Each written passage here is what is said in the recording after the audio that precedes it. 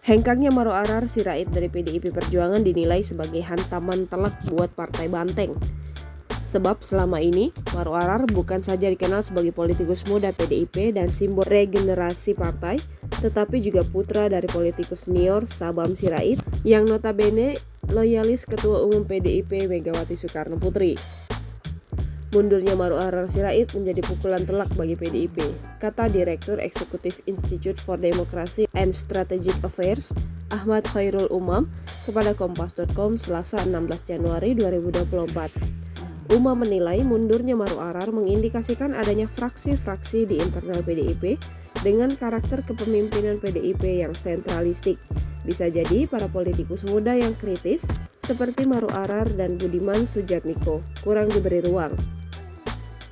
Memang menurut Umam, mundurnya Maro Arar tak akan menggerus elektabilitas PDIP secara signifikan, sebab belakangan Maro Arar tak punya jabatan di internal partai maupun legislatif. Namun, langkah Maro Arar ini diyakini akan berdampak pada psikologis dan moral perjuangan kader-kader PDIP, utamanya dalam menghadapi pemilu 2024.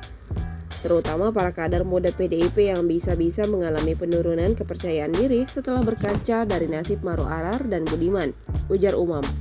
Umam menduga Maro Arar akan berganti haluan ke tim pemenangan pasangan calon presiden dan calon wakil presiden nomor urut 2 Prabowo Subianto, Gibran Raka Buming Raka. Apalagi terang-terangan Maro Arar menyatakan bahwa ia hengkang dari PDIP karena mengikuti langkah politik Presiden Joko Widodo.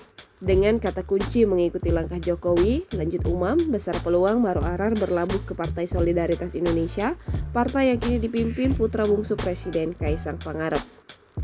Meskipun demikian, partai-partai besar lain di lingkaran Koalisi Indonesia Maju tentu juga membuka pintu lebar-lebar bagi Maro Arar jika ia hendak berlabuh ke gerbong politik mereka. Katanya, Umam mengatakan manuver Maro Arar mestinya jadi peringatan serius buat PDIP, sebab loyalitasnya kepada Jokowi jelas-jelas mampu melunturkan kesetiaan terhadap ideologi partai. PDIP harus segera berbenah mengonsolidasikan kembali kekuatan kader-kadernya supaya tidak mencair karena alasan pragmatisme dan oportunisme. Jika migrasi politisi muda PDIP ke gerbong Prabowo Gibran semakin tidak terbendung, ini akan semakin memantik perang bubat antara Jokowi dan PDIP ke depan, tutur dosen Universitas Paramadina itu. Download Tribun X sekarang, menghadirkan lokal menjadi Indonesia.